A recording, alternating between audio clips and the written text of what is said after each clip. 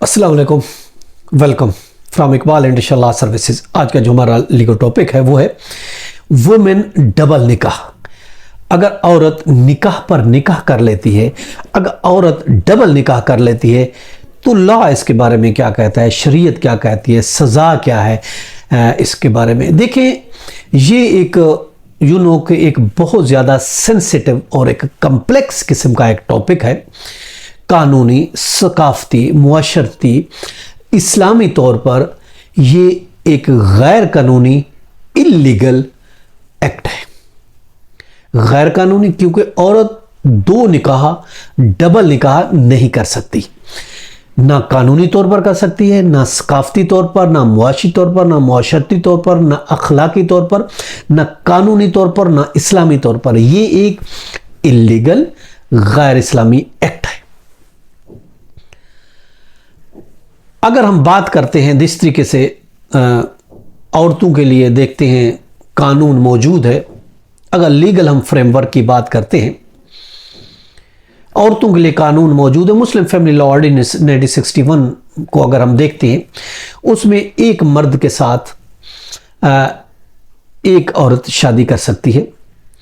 लेकिन औरत अगर दूसरी शादी करना चाहता है, पॉलीगैमी करना चाहता है, तो पहले बीवी से उसको इजाज़त लेनी होगी मुस्लिम फैमिली लॉ ऑर्डिनेंस 1961 के तहत, और उसकी शादी तब रजिस्टर्ड होगी जब वो पहली बीवी से इजाज़तनामा लेगा, अदरवाइज नहीं होगी। अगर वो इस तरीके से करता है, अगर मर्द दो शादियां जिसको हम पॉलीगैमी कहते हैं उसकी इजाज़त नहीं है जब तक वो शादी ना कर ले। अब अगर हम बाईगैमी की बात करते हैं, पॉलीगैमी वो होती है जो मर्द दो बीवियां रखता है, बाईगैमी औरत दो शादियां रखे। बाईगैमी तो देखें, पॉलीगैमी तो फिर भी इजाज़त है इस्लाम में, मगर बाईगैमी किसी भी कानून में इजाज़त नहीं है। यानी एक औरत दो मर्दों से एट ए टाइम शादी नहीं कर सकती।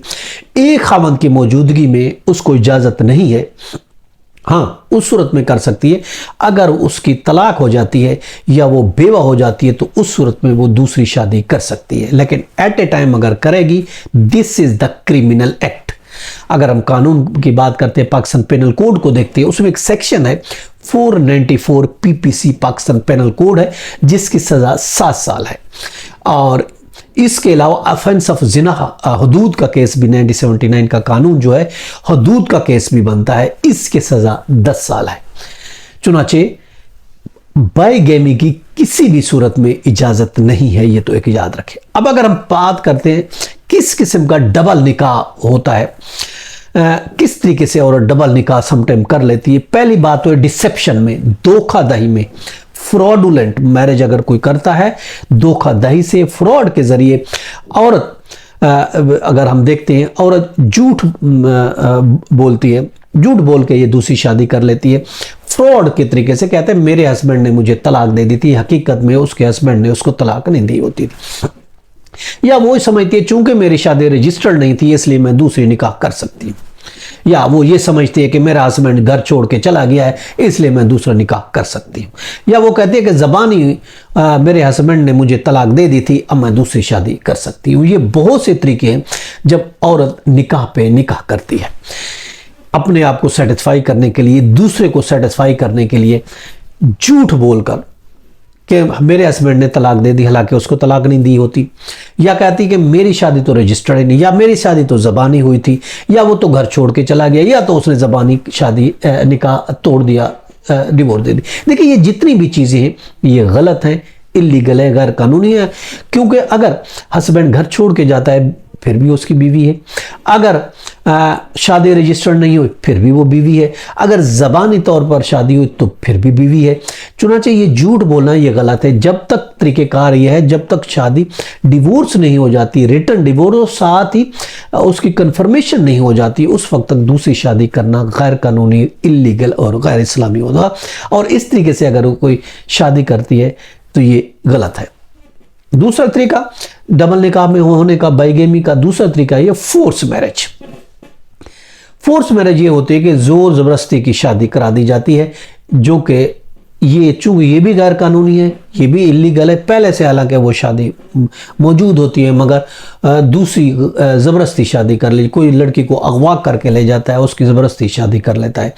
और देखिए अगरचे मर्दों को इजाज़त है, जैसे कुरान मजीद की चैप्टर 4 है और वर्स नंबर 3 है, उसके मुताबिक कुछ शराइत के साथ जो है वो इजाज़त है मर्दों को दूसरी शादी की। और अगर ला की बात करते हैं, ला में तो यही है, फैमिली ला 1961 के तहत उसको इजाज़त लेनी पड़ेगी पहली बीवी से, तो फिर वो दूसरी शादी कर सकता है। अगर हम इसके देखते हैं लीगल लूफोल्स लिखते हैं और कस्टमरी एक मैरिज है, अगर उसकी हम बात कस्टमरी मैरिज की बात करते हैं, कस्टमरी मैरिज वो होती है जो नॉन लीगल समटाइम शादी कर दी जाती है, फॉर्मल निकाह कर दिया जाता है, कहते हैं जिसको हम पेपर मैरिज कहते हैं, कागजी शादी भी कहते हैं, जिससे भी बहुत ज़्यादा लीगल प्रॉब्लम क्रिएट होते हैं। वो अपने आप को तसल्ली देने के लिए, इमिग्रेशन हासिल करने के लिए, कोई वीज़ा हासिल करने के लिए ये इस किस्म की फॉर्मल निकाह, नॉन लीगल मैरिज, कागजी मैरिज की जाती है। इसमें भी बाद में बहुत ज़्यादा मसाइल पैदा, हालांकि पहले से उसकी तलाक नहीं हुई होती, झूठे कागज़ बना के कि ये तलाक हो गई है, दूसरी शादी इमिग्रेशन पर्पज़ के लिए कर दी जाती है, तो ये भी डबल निकाह हो गया, तो ये भी बाइगैमी हो गई। चाहे वो फोर्स तरीके से हुई तो बाइगैमी हो गई, अगर डिसेप्शन तरीके से हुई है, फ्रॉडुलेंट तरीके से हुई है, फोर्स तरीके से हुई है, पेपर मैरिज हुई है, तो ये भी बाइगैमी में आ जाता है। ऑफ कोर्स बाइगैमी के हम आपने आपको बता दिए कि ना तो इसको कानून तस्लीम करता है, ना इस्लाम तस्लीम करता है और ना मुआशरा तस्लीम करता है। ये गैर कानूनी, गैर इस्लामी और एक इलीगल किस्म का एक्ट है। इसके जो अगर कंसिक्वेंसेस की अगर हम बात करते हैं तो देखिए इसके लीगल और सोशल किस्म के कंसिक्वेंस पैदा हो सकते हैं बाइगैमी के, क्योंकि ये एक अप्रूव तरीका नहीं है। और इसके अलावा इमोशनल एक टूल इस्तेमाल करते हुए अगर हम कोई गिल्ट करते हैं तो गलत काम करते हैं, तो इससे हमें बहुत ज़्यादा ना सिर्फ कानूनी तौर पर बल्कि मुआशरी तौर पर भी हमें सेपरेट किया जा सकता है, मुआशी तौर पर, मुआशरती तौर पर, ये भी इससे भी हमें बहुत ज़्यादा प्रॉब्लम क्रिएट हो जाते हैं। या समटाइम ऐसा भी होता है कि हम गिल्ट में चले जाते हैं, एंग्जाइटी आ जाती है, स्ट्रेस आ जाता है, इस तरीके से मसाइल बहुत ज़्यादा पैदा होते हैं। तो ये था हमारा आज का टॉपिक बाइगैमी के बारे में, वुमेन डबल निकाह। इजाज़त, फिर मिलते हैं, अल्लाह हाफ़िज़।